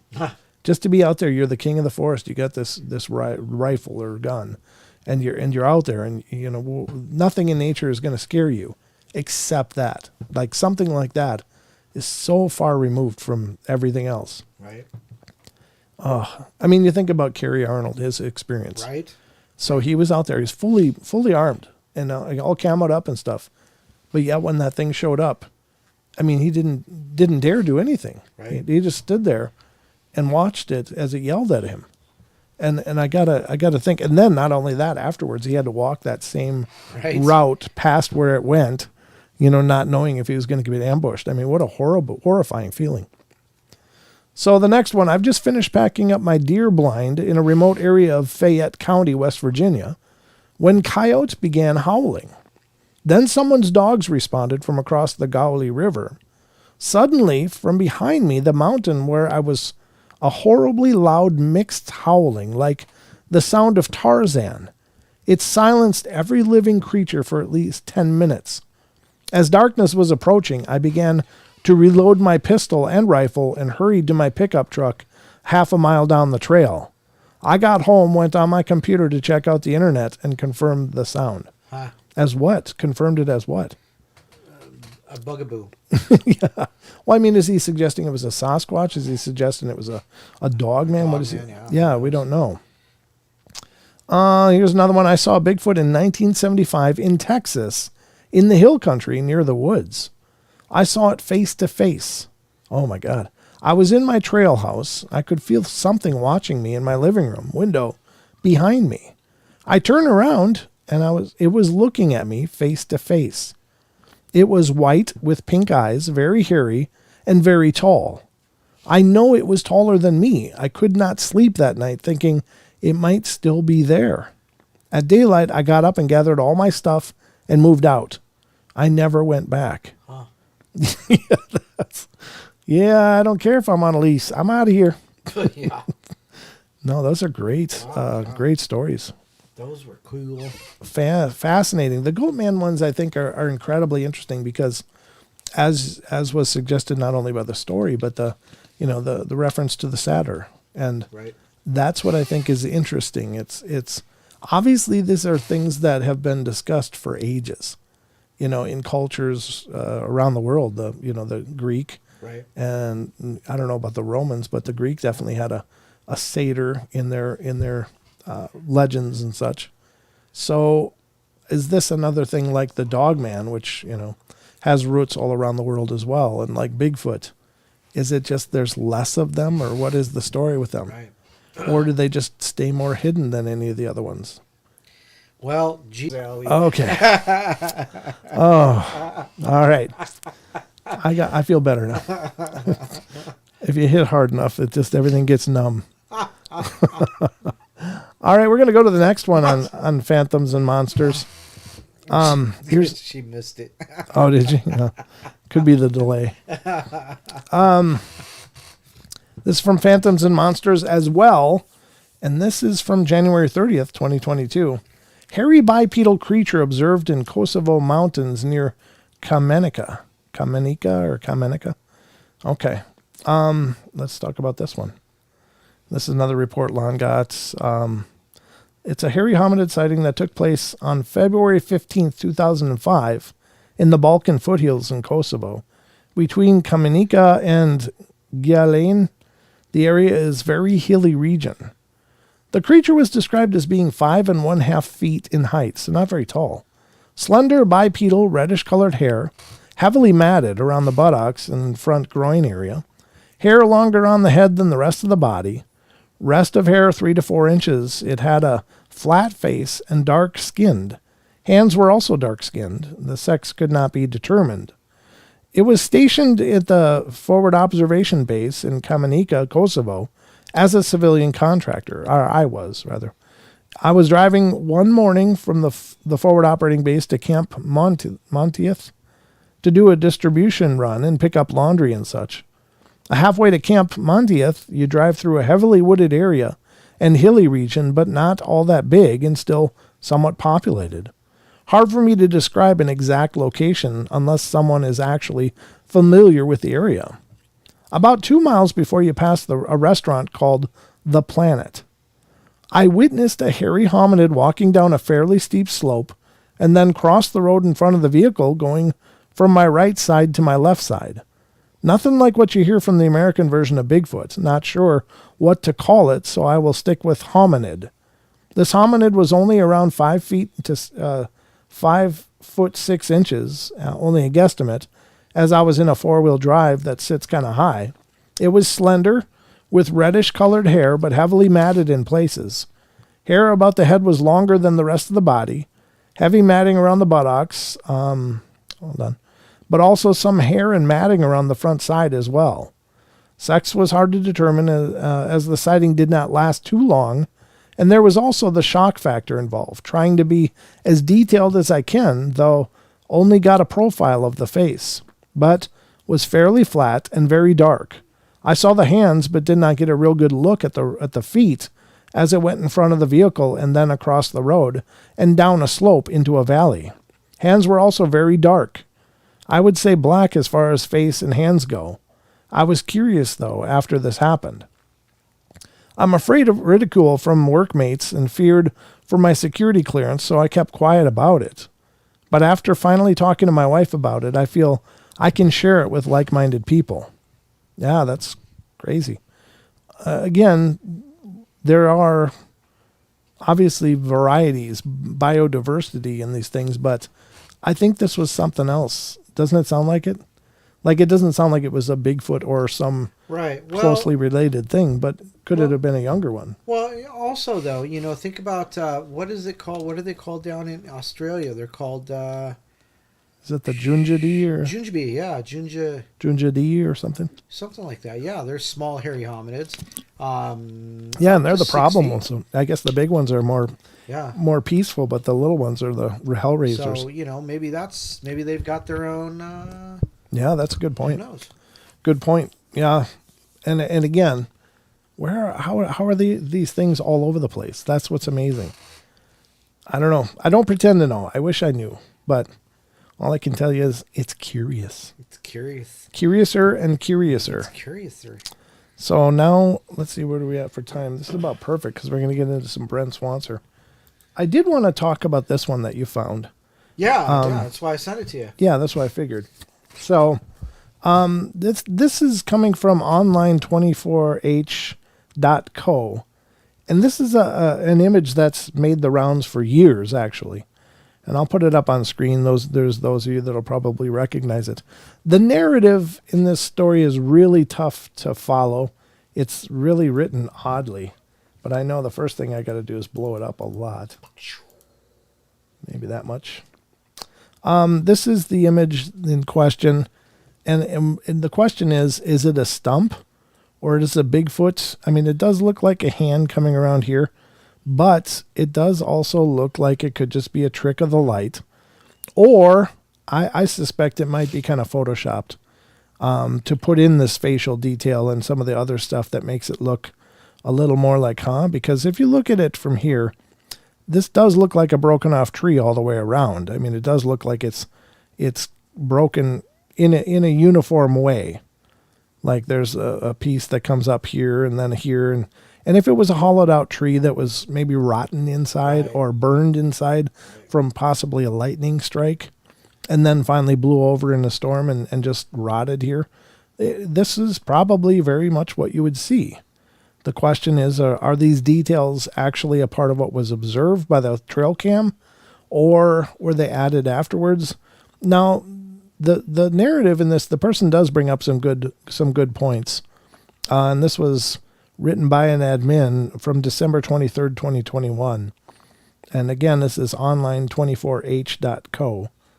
And let's just check it out. It just kind of starts abruptly. It says, what the experts say about clear image Bigfoot captured on game camera at Greenbrier Sporting Club breakdown video. Well, I don't know the video that they're talking about, but I have seen this image for years. It says, what the experts say about, we just talked about that. The video appeared in 2014 and has attracted nearly 2 million views and thousands of comments from the audience. Experts say the most realistic image analysis ever, ! Please listen to the following analysis and the most unbelievable images ever. Well, there's only one image, so I don't know what they mean images, but hello guys, welcome back to the Paranormal Review. Today we're going to be we're going to be reviewing a photograph of a supposed two-trope ham. I mean, look at how this is written. I have no clue. This one's quite old, 2008, but since we're putting up videos up here and reviewing anything we can get our hands on because we like to review things, and give us that to you. It's really written poorly. Wow. It's really hamburger text. We're reviewing it anyways. Now this guy said they put a trail cam up and they recorded or got this photo of a creature, and they're not sure if it's a hoax or a prank. Any states in the video they don't. Again, broken sentences. They don't know, I guess the paragraph is misleading. If it's akin to the costume, was it near Halloween time? I guess when I shot it, I guess October, November-ish, and that is... It could be a hoax or one of the employees playing a joke on them at the place he works at, which is nearby regardless. The video is quite long, so I'm going to get to the photograph. I could not find an original video of this. There's so many different reposts of it that I just decided to put it up without the intro here or there. If you come across the actual original, I'll do my best to find it, and I'll put it in the description below. Anyways, let's get started. So he's showing different animals. I don't know what he's talking about. There must be a video that's involved with this too, Don. Right. That sounds like something like the audio, was just text AI'd, grabbed. Yeah. Yeah. AI'd into text. Yeah. Yep. And it's missed some words. Like entire sentences and paragraphs and thoughts. Right. Yeah, exactly. So it looks like you ate. I mean, one thing he says is that I thought was interesting. One of the takeaways is how big is this? We don't know. Now, if this was really a Bigfoot there, and again, everybody that knows anything about trail cameras, it's the motion that sets them off. Right. So did this thing just appear there and then disappear, and there's only one frame of it? Or if it was there pulling apart the stump, which they're believed to do to look for grubs. Why would there be any question if there was actually a little video there? I mean, but if it sets off every 3 seconds. Yeah. But even then, I mean, wouldn't it have been there pulling apart the stump and you would catch that motion, it would trigger it again. So just a one trigger is already kind of like, what? So that's a curiosity. How big is this tree? Well, it's not like these are redwoods. These are all small trees around. So I hear an estimate in this narrative below that it could be like 3 feet. This stump could be just a 3-foot stump. So maybe it's one of those little ones, right? It's not a huge stump. So that would only make the bean maybe 6 foot. Yeah, if that. 5 probably, maybe. So, it's not enormous. It's, I don't know. To me, it just plays off like, here's more of a close-up. This wouldn't be hard to do with Photoshop. It would take some time. It does really look like... arm, a shoulder. Yeah, shoulder, head, shoulder, and then the hand. But how did it just get there and then go? Was it following something? Maybe not paying much attention. Does that look like an actual arm, or are those wrinkles like in fabric? Could that be a fabric wrinkles, like a hoax? Right. Or was it just photoshopped afterwards? Just taking the natural features and fleshing them out to make it look like eyes, the bridge of a nose, a mouth, Yeah, that really could look like a lightning damaged tree. I really lean towards that way. Right. But the question is there only one picture? Was there a video? And if there's a video, you can see movement. Yeah, if there was actual movement, there'd be much more to go by. All I've ever seen in the history of seeing this is just one image, right. This image. So I've never seen a video that shows anything more than just this one image. Ruger says that booger's taking a whiz. It's got to be fake because everybody knows that Bigfoot doesn't pee in the woods. Could be. It's always a possibility. Won't pee. So it says, I mean, it could be a Photoshop picture. It could just be a weird looking stump, but I don't think it's tall enough to be Bigfoot. And I wonder where there's not more than one image of it right here. Right. To be a Sasquatch, he's just explained that it could be an employee in a suit. All right. There it could be boom, boom, boom. I don't know. Again, the dialogue is absolutely choppy and horrible, but there, when you read through it, you can find there's some good questions this person asks. There is a video here, but I don't want to play that because I don't need another copyright strike. But I don't know. I'll tell you what I'll do is I'll just copy the link and put it in the chat if any of you guys want to check it out and see what you guys think. But it's an interesting shot. It's been around forever. I don't know. It could be the real thing, or it could be an absolute fabrication, or it could just be like Don said, a charred stump that just happened to catch the light correctly to make it look like a Bigfoot there. One thing I was noticing is that this does show a continuity like a hollowed out stump. Right. Yeah. So it could be very easily adapted with a little bit of shading to make that look like, like it's fingers rather than just, the nodule of wood. That wouldn't be hard to do. But it is, it's an interesting shot. It just, I don't know. Why is it blonde up here and then dark everywhere else? There's some weirdness about it that way too. But that's the article. You guys can check it out. If you want to try to make sense from the dialogue, that's the interesting part. But if there is a video, I have not watched the video, so I don't have any clue about what goes there. Yeah, that video there is just a video. Is just a single screenshot. Oh, and then the dialogue, and then they're messing with the zoom. They're zooming in and out, so it's just that one picture. They're running color gradients on it. It's just the one picture, though. That's what that video is right there. Okay, gotcha. So it's still just the one image. Yeah, it's just the one. But they're just trying to break it down, figure out if it's fake or not. Yeah. Okay. Well, interesting, and I appreciate you sending that over to me, Don, so I could get it ready for the show. That's cool. All right.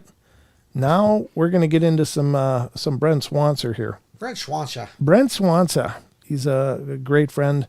He has a group on Facebook. It's called Dark League Paranormal. And it's a fun group. If you get a chance, you should check it out. Join it. And also check out Paranormal Portal Fans Group, which is another awesome group. If I do say so myself. And I would too.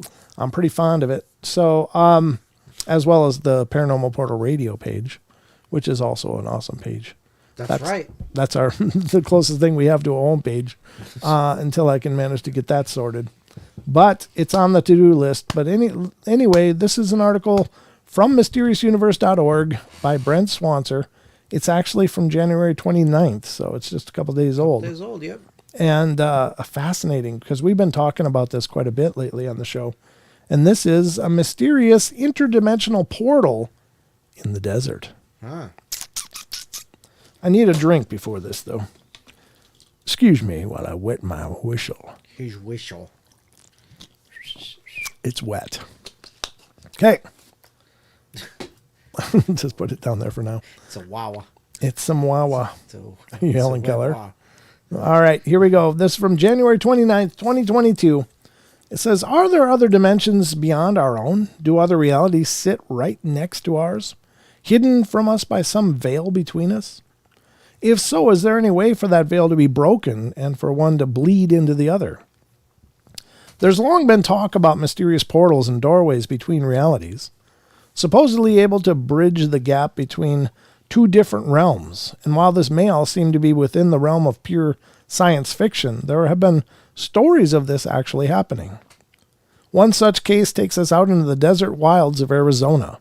in the United States, where a group of treasure hunters experienced some weird phenomena indeed, and supposedly stumbled across a doorway into another world. An intriguing case of mysterious doorway to another dimension, and perhaps even through time and space itself, occurred in 1956 when a treasure hunter by the name of Ron Quinn ventured with his brother, Chuck, and some friends into the remote and rugged mountains of southeastern Arizona, looking for the mysterious lost Spanish treasures and gold mines.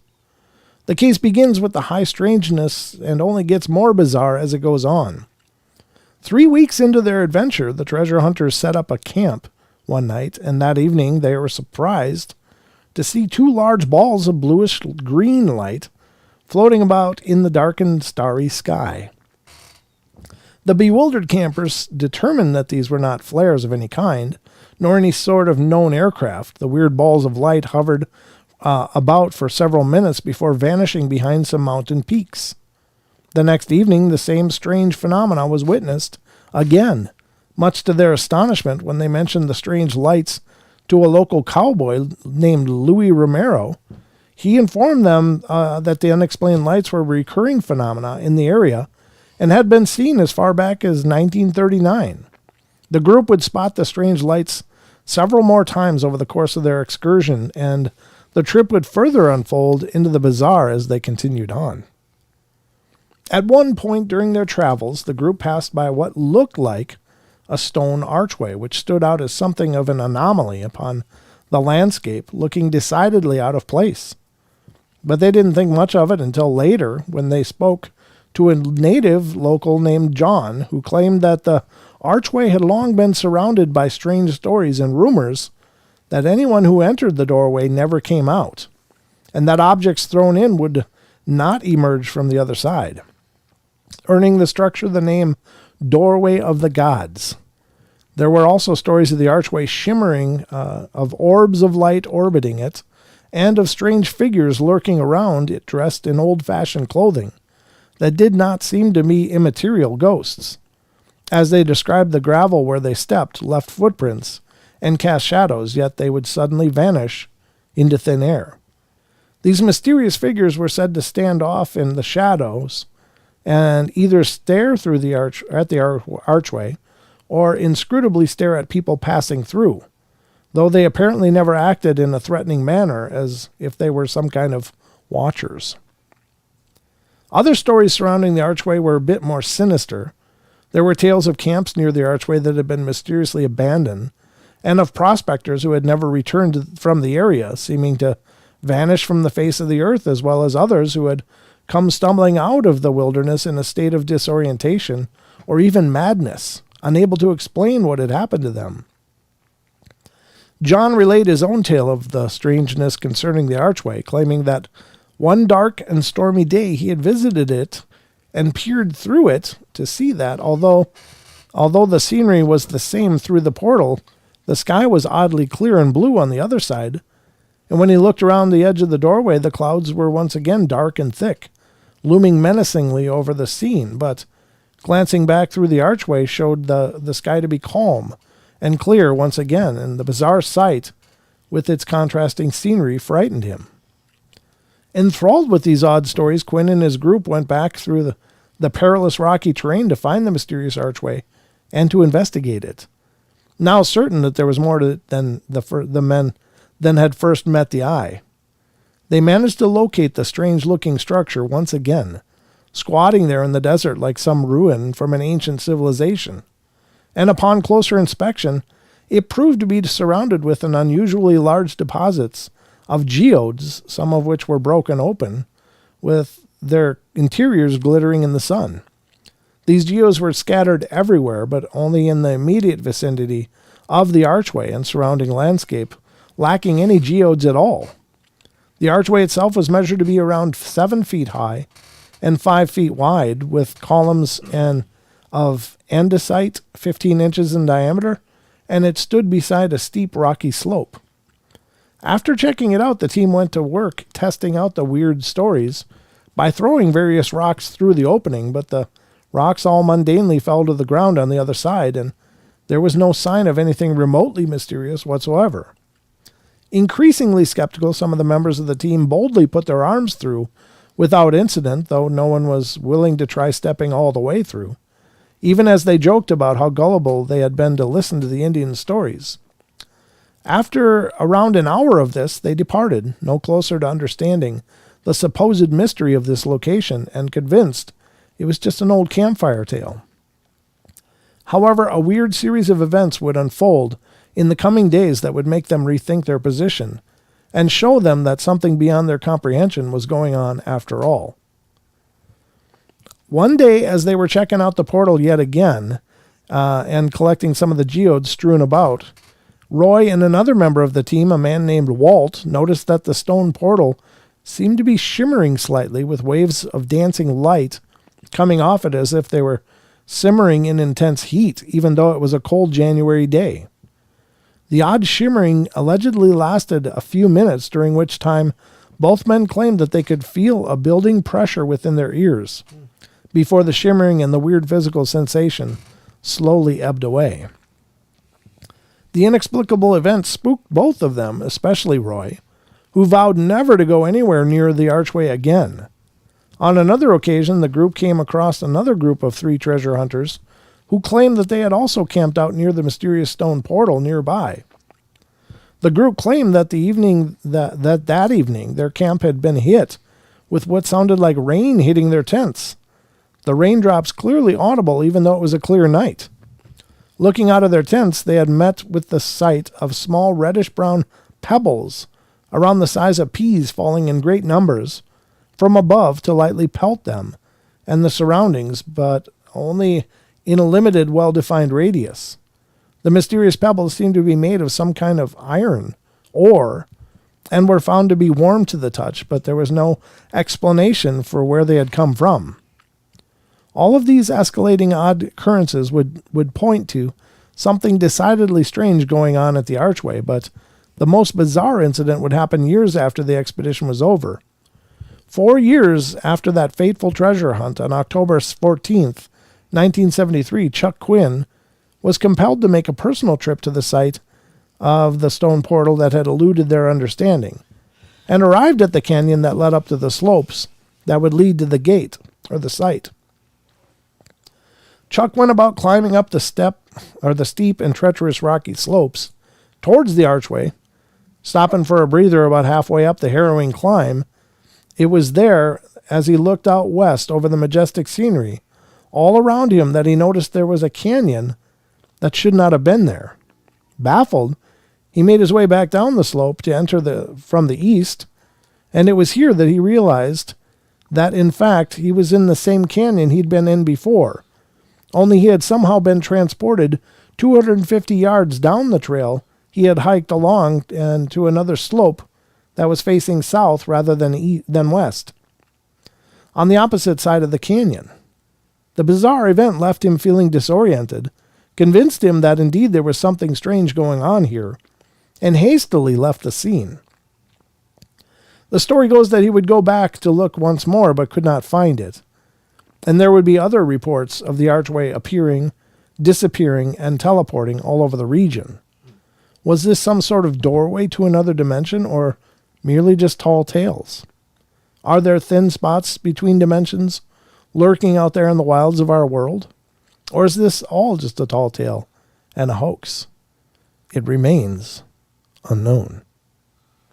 That's crazy. What do you think? I don't know. Yeah? It's one of those things, you want to believe, that, when they were talking about how their ears were getting ready to pop and the pressure building and things like that, and the shimmering and, you really want to, believe that there's some kind of portal going on there, like Stargate, Sure, yeah. So,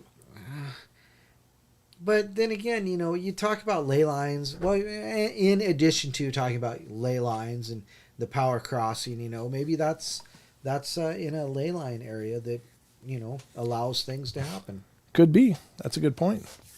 Is it just a natural formation, or is it somehow designed by some past civilization? I don't know. Well, and they said comes and goes too. It doesn't always. It's not always in the same spot. Sure. Yeah. So that's kind of odd too, though. That is weird. I don't know. I guess I think these portals are a natural function of our world. Like, right. Again, if you subscribe to the multiverse theory, and I don't see, why not? Or at least the fact that there's other dimensions. So if it's a multiverse kind of thing where it's just another incident of our version of reality, but a little bit different, right. Or if it's actually a dimensional thing where there's thin spots. Maybe there's some kind of natural energetic activity that happens like a biorhythm between these dimensions where there's just spots where there's maybe openings that form, like, kind of like you have to believe that everything seems to have a respiration or a rhythm to it. And maybe the same is true for dimensional realities, like that, the reality we exist in is probably always changing in some degree or another, but we're inside of it, so we don't notice those changes because what changes around us also changes us. So we're blind to those things. But if there was somebody on an outside of our dimension looking in, maybe they would see all these extraordinary changes right. happening that we're not aware of because we're affected by those same natural energies. But is it possible that where these points, I don't know, convergent points, sure. maybe ley lines, maybe something else, maybe the Earth has chakras, so to speak, yeah. and these points are just energetically so charged that maybe gateways do form, and you have to wonder: are they intentional or are they just a rhythm that happens? And again, some ancient cultures maybe knew about them and others didn't, or right. ours doesn't. So, well, and think about when I don't remember who it was, but and I mentioned this a couple weeks ago about the veils between the dimensions are always moving, and so that might account for the moving. It may not touch in this same place, but it'll be in this place here. So maybe it's the crossing over the dimensions. Right. Yeah, I think so. Yeah. I think there's something to it. I again, the missing 411 incidents are happening to some degree to some people. Right. There's plenty of other experiences. People have come back to report, hey, I was walking along a path and suddenly I was somewhere else, or I saw this weird mist form and it was coming against the wind towards me and I was in it and then suddenly I was somewhere else. There's got to be something to these. Again, not by virtue of me believing every story, but by virtue of me thinking that at least a percentage of those have to be valid reports. Right. Like, even if you discard, again, 99 out of 100 of these reports, still, that one report that could very well be true is demonstrating something phenomenal, something incredibly phenomenal. So I know there's a propensity for people to just go, oh, that's that kooky stuff. But right. It's no different than Bigfoot, than ghosts, than UFOs, than any of it. And I'm here to tell you, I've witnessed ghosts. I've witnessed UFOs. So I know those are real. So how big of a stretch is it for this other stuff to be real? And for me, not far. It's like in the same ballpark. It's in the same neighborhood. And that's one of the reasons I came up with the theory that the paranormal is not where reality is broken down, where it's just glitchy and something went sideways. It's demonstrating a facet of our natural world that we don't yet understand. So it's not the anomaly. It's just showing us another level of it. Right. Cold Stare says maybe as we are trying to look in, they could be looking out at us and controlling these portals, limiting what we can see. For sure. I mean, that's a great possibility as well. I mean, what if on the other side of those portals is an intelligence that knows that these things open and close, and they watch it? That story did mention the story of the Watchers, right? That were seen, wandering around and watching what goes on around that gateway. So, and it's like any other border, it's not unusual. Just for our, in our world, we have borders, and what happens on those borders, you watch them so that you know what's going on, what's coming into your country and what's going out of it. And, obviously current events notwithstanding, the concept is as old as time. So why would that be any different for a dimensional thing where there'd be watchers that watch it? And just to keep a balance, or to keep, to make sure that, strange things don't come into your world. Yeah, I was just going to say that. Yeah. So, like 1,500 new species of manta rays. Exactly. That's a great point. Now, in that position, the hypothesis is that it's a hollow earth thing that opened up because of the shifting ice or whatever. Right. And opened a passageway from what, hollow earth or, cavernous earth, whatever you want to call it. But what if it's dimensional? What if those came through a dimensional failing? Some gateway opened up and they went, oh, I smell food this way. Right. And they all came. I don't know. Just some thoughts, ladies and gentlemen, because that's what the portal is. It's a discussion. Well, Maggie says, I would imagine it's possible. It may change with the magnetic poles shifting. That's a good possibility. Good point. As well. That's a really good point, actually. When you think about polar shifts and stuff, what are the ramifications of that? And how would that affect all of the natural world, and in what ways? Good point. Yep. That's a really good idea. Really good thought. I don't know. You guys will have to let us know what you think in the comments, if you wouldn't mind, if you're out there watching the video. Like, well, this is what I think. Well, let me know, because I don't pretend to be an expert. I mean, I don't believe there are such a thing, but all we can do is have a dialogue and throw out every idea is just as valid as any other. You see what sticks to the wall like spaghetti. That's when you know it's done. Whatever. Isn't that true? If you throw it on the wall and it sticks, it's overdone. That's why I like it. Coming out of it.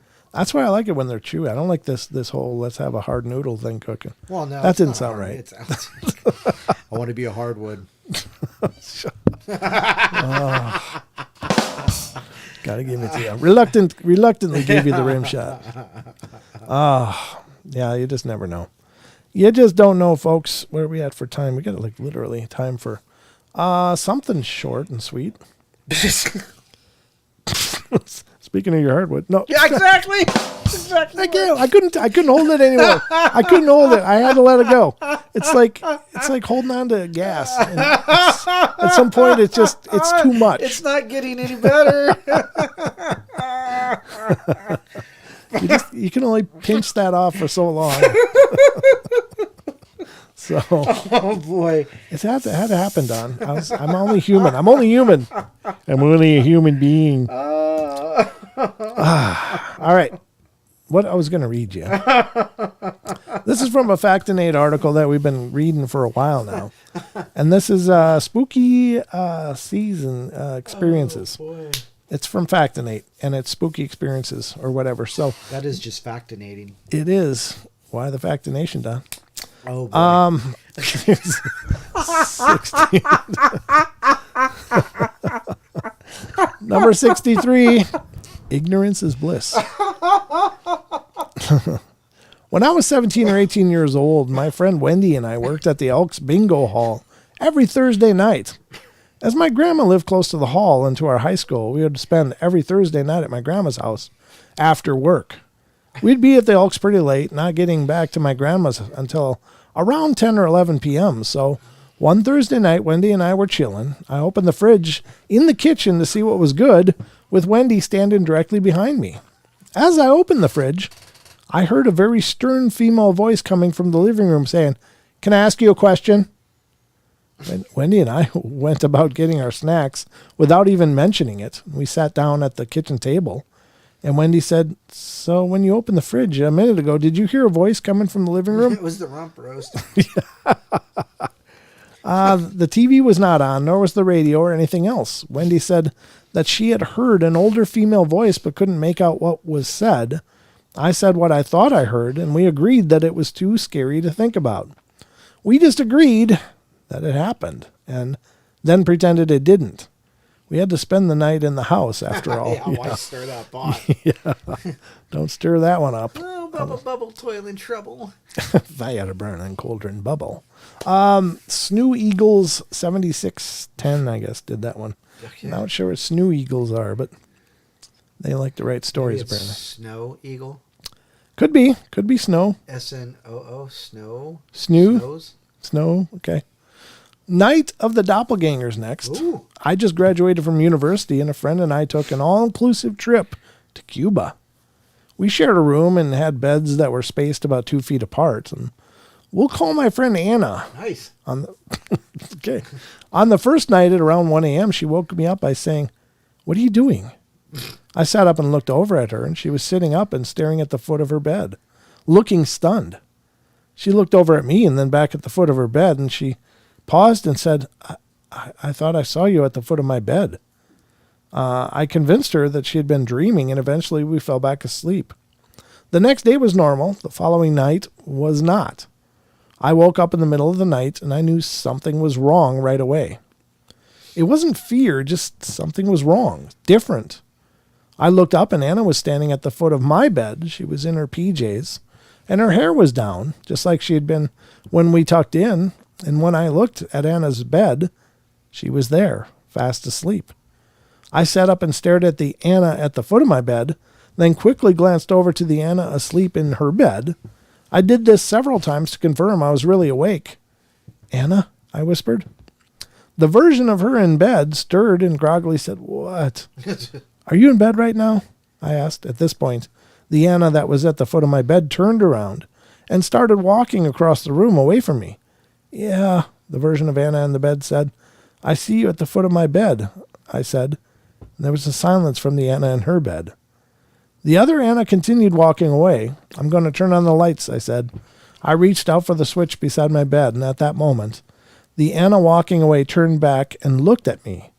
She faded away about 2 seconds before I turned on the lights. For the rest of our trip, we slept with the lights on. Oh. That was by Lilith's Love. "Anna, what are you doing? Do you want to build a snowman?" Oh, my God. Yep. Corneration Day. Corneration.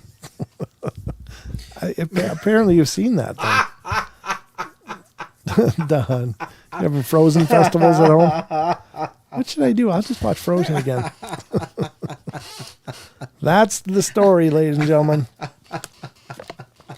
I think we'd read that one before, though. But it's still a creepy story. Still a creepy story, folks. Because we do creepy like nobody else. It just gets creepy, actually. Well, that's why nobody else can do it. Nobody's taken the title from us yet. That's all I'm saying. We have the title for creepy, but Kings of Creepy. Kings of Creepy, absolutely. So we're about wrapping up this night. I hope you guys have enjoyed the journey. Thank you all so much for being here and being with us. Right, Don? Ah, yes. We like new people. We do. New blood is always a good thing. And remember, if you're new to the channel, we'd love to see you subscribed and be a part of the family of fun. We do these shows Wednesday, Friday, and Saturday nights right at 7 p.m. Pacific time. Not sure what that translates to wherever you are, but that's when we'll be here. Otherwise, you can watch the replays whenever you are available if you can't make the live shows. But Yep. But that's the grind for tonight, Don. Sweet. Anything in closing? Check out Teespring. Check it out. Yeah, I need a new computer. You guys got to buy computers so I can make some money. I need a new computer too. We got 2 new computers needed here in the portal. So yeah, lots of hats or lots of shirts and pulley over hoodies and stuff. Pulley over hoodies, nice. Mugs, stickers, whatever you want. The link is in the description below, so if you want to check that out, that goes a long way to help us. Oh, Mom, thanks. What did Mom say? Mom says, "Thanks for the wonderful show, honeys. Good night, all. Love you. Sleep well." Good night, Mom. Yep. Thanks for being here, Mom. What a good mom. Yep. That's awesome. All right, so I don't know anything else. Let's see. I'm going to be back on Friday. You're going to be here, right? I plan to be here on Friday, yeah. Okay, so we'll be back on Friday night, ladies and gentlemen, 7 p.m. right here on YouTube if you want to tune in and check it out. And then again, Saturday night, I'll be doing another show with Sheldon, and we'll grind through the week. And you are invited. Every show we do, you all are all invited officially. Yeah. Yeah. It's kind of officially an open invitation. It is. Absolutely. And please feel free to spread the word. Yeah. If you like these shows, if you're watching them and you're like, oh, this is a fun show. I like this show. Feel free to share it on your social media. We're closing in on the 10,000 mark. We're like just a couple hundred subs away. Yeah. Yeah, like 250 or something now. So it's getting close. And when we have the 10,000 subs, we're going to have an extravaganza, a portal party. We're going to be giving away gear and playing not games. Not a portal potty, a portal party. Portal party, not potty. There is no portal potty, not even in Teespring. Although, Don. Oh, boy. You could have your own satellite-made portal potty. Oh, boy. If we ever do a conference, we'll have to, put that on the satellites, the portal potty. Wow. Come on. That's kind of clever, isn't it? Nothing, Don? Yeah. No? Okay. It was funny in my head. Sometimes that's best where some of these stay. That's where I live. All right, folks, that's all we got. So I hope you guys had a good time. Thank you. Please spread the word. Please hit a like before you leave us. That goes a long way. And leave a comment. If you're watching this after the live date, please comment. Let me know that you've been here. I love to meet new listeners all the time. I know a lot of people are checking out the shows, so say hi. I'd love to say hi to you back. I answer every one of those messages. Usually I miss a few every once in a great while. I don't know how I miss them because I check it daily, but sometimes it happens. So if you've ever left me a message and I didn't respond, it's just, I don't know what happened. I'm not perfect. I'm working on it, but I'm not yet. So anyway, there you go. Nope, that's it. All right, ladies and gentlemen, just remember, we love you. Be good, be kind, be nice to each other. Help each other out. Find the magic in every day, and remember to laugh as much as you can. We'll be back on Friday. We'll see you then. Good night. Until then.